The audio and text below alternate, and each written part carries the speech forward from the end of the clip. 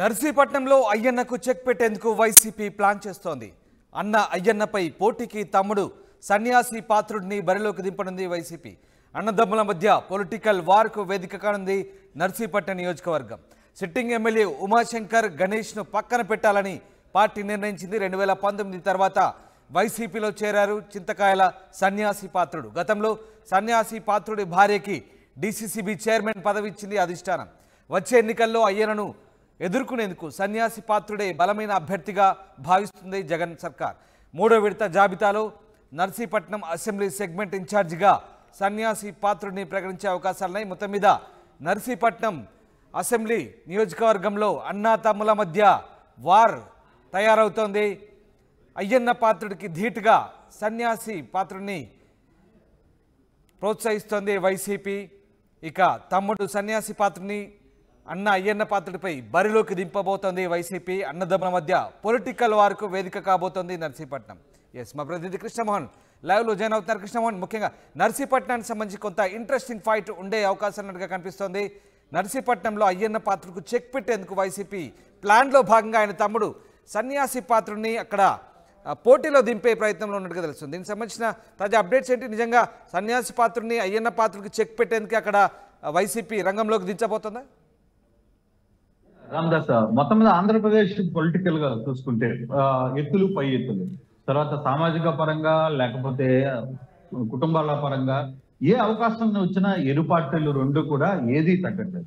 ఈ నేపథ్యంలోనే నర్సీపట్నం దగ్గర అన్నదమ్ముల మధ్య పెద్ద ఎత్తున హోరాహోరీ పోటీ ఉండబోతుందా అంటే అవుననేది. కారణం ఏంటంటే నర్సీపట్నం అయ్యన్న పాత్రుడికి టీడీపీలో బలమైన వ్యక్తిగా ఉన్నారు. అయితే మొన్న 2019 ఎన్నికల్లో అక్కడ గణేష్ ఎవరైతే ఉన్నారో పూరి జగన్నాథ్, ప్రముఖ దర్శకుడు, సినీ దర్శకుడు పూరి జగన్నాథ్ స్వయాన తమ్ముడు అక్కడ పోటీ చేసి అయ్యన్న పాత్రుడిని ఓడగొట్టారు. సో ఇది ఒక పెద్ద సెన్సేషన్ అయింది 2019లో. అయితే ఇప్పుడు ఆ గెలుపు జరిగిన తర్వాత 2019లోనే అయ్యన్న పాత్రుడు తమ్ముడిని సన్యాస పాత్రుడు ఎవరైతే ఉన్నారో వాళ్ళు కాంగ్రెస్ వైసీపీలోకి చేర్చుకున్న నేపథ్యం ఉంది. వెంటనే అక్కడ డీసీసీబీ చైర్మన్ గా ఆయన భార్యకు కూడా పదవి కూడా ఇచ్చింది వైసీపీ. సో ఇప్పుడు జరిగిపోతున్న ఎన్నికల్లో అంటే ఒకవైపు తెలుగుదేశం, జనసేన రెండు ఉమ్మడి అభ్యర్థిగా అయ్యన్న పాత్రుడు నర్సీపట్నం నుంచి రంగంలో ఉండబోతే వైసీపీ మాత్రం తన స్వయాన తమ్ముడైన సన్యాసి పాత్రుడిని రంగంలో దించుతుంది. ఇది వాస్తవమేనంటే 100% ఇదే జరగబోతుంది. మూడో లిస్టులో అయ్యన్న పాత్రుడిని అదే సన్యాసి పాత్రుడిని రంగంలో దించబోతుంది వైసీపీ. సో ఇప్పుడు గణేష్ పరిస్థితి ఏంటి అనే ఒక చర్చ అయితే జరుగుతుంది. గణేష్ ని పిలిపించి మాట్లాడుతున్నాం, గణేష్ తో మాట్లాడి ఒప్పించే ప్రయత్నం చేస్తాము. అవసరమైతే తన అన్నకి కానీ గణేష్కి కానీ వేరే ప్రాంతం నుంచి టికెట్ ఇచ్చే పరిస్థితులు ఉంటే ఆ దిశగా కూడా మేము పూరి జగన్నాథ్ తో కూడా వైసీపీ వర్గాలు టాక్స్ లోకి వెళ్ళాయి అనేది ఒక పెద్ద చర్చ అయితే జరుగుతుంది. సో ఇప్పటి వరకు జరుగుతున్న ఆహారంలో నిజంగానే అయ్యన్న పాత్రుడు కుటుంబంలో అన్నదమ్ముల మధ్య వార్గా జరిగితే నర్సీపట్నం ఒక పెద్ద వార్గా జరిగే పరిస్థితి అయితే పోటీలో ఈసారి ఆ పోటీలో నువ్వా నేనా అన్నట్టుగా నర్సీపట్నం జరిగే పరిస్థితి అయితే ఉంది. సో చాలా తెలివిగా ఈ ప్రయత్నాలన్నీ జరుగుతున్నాయి రామదాస్. ఎక్కడికక్కడ వైసీపీ కావచ్చు, తెలుగుదేశం ఇప్పుడు మనం ఆంధ్రప్రదేశ్ లో అంటే విజయవాడలో చూసుకుంటే ఎంపీ స్థానానికి అన్నదమ్ముల మధ్య పోటీ స్టార్ట్ అయింది. అలాగే చాలా ప్రాంతాల్లో చిరాల లాంటి ప్రాంతాల్లో ఆమంచి సోదరుల మధ్య పోటీ జరిగే పరిస్థితి కనపడుతుంది. మరోవైపు ఇక్కడ చూసుకుంటే నర్సీపట్నం అయ్యన్న పాత్రుడికి సంబంధించిన ఇద్దరు సోదరుల మధ్య జరిగే పోటీ జరుగుతుంది. ఇంకా మరి ఈ రాబోయే రోజుల్లో ఇంకొన్ని చూడాల్సిన పరిస్థితి అయితే ఉండబోతున్నాయి. కానీ ఒక ఆసక్తికరమైన అంశం అయితే దీన్ని చూసుకోవాలి. అంటే ఆ గణేష్ ఉన్నప్పటికీ కూడా, సిట్టింగ్ ఎమ్మెల్యే ఉన్నప్పటికీ కూడా ఆ సన్యాసి పాత్రుడి పేరు తెర మీదకి తీసుకుని వస్తుంది వైసీపీ. సన్యాసి పాత్రుడు అయితేనే అయ్యన్న పాత్రుడికి సరైన జోడీ ఉంటుంది, సరైన ఫైట్ ఇవ్వగలరు. ఇద్దరు అన్నదమ్ముల మధ్య కూడా బలమైన పోటీ జరగబోతుంది అనే చర్చ అయితే పెద్ద ఎత్తున జరుగుతుంది. చూడాలి మరి అయ్యన్న పాత్రుడు విజయం సాధిస్తాడా, సన్యాసి పాత్రుడు విజయం సాధిస్తాడా? నిజంగానే వైకాపా ఈ విధంగా ఒక ఆలోచన చేసిన తర్వాత ఆ కార్యాచరణలో అంటే బీఫామ్ ఇచ్చేంత వరకు చాలా మార్పులు చేర్పులు జరిగే పరిస్థితులు అయితే ఉన్నాయి చాలా ప్రాంతాల్లో. ఇప్పటికిప్పుడు క్యాండిడేట్లను ప్రకటించినంత మాత్రాన అంటే ఇన్ఛార్జీల పేరు మీదనే ప్రకటించారు కాబట్టి బీఫామ్ అందేంత వరకు కూడా ఏ పార్టీకి టికెట్, ఏ వ్యక్తికి టికెట్ వస్తుందా లేదా అనే చర్చలు కూడా జరుగుతున్నాయి. ఇప్పటికీ చాలా మార్పులు చేర్పులు జరుగుతున్నాయి.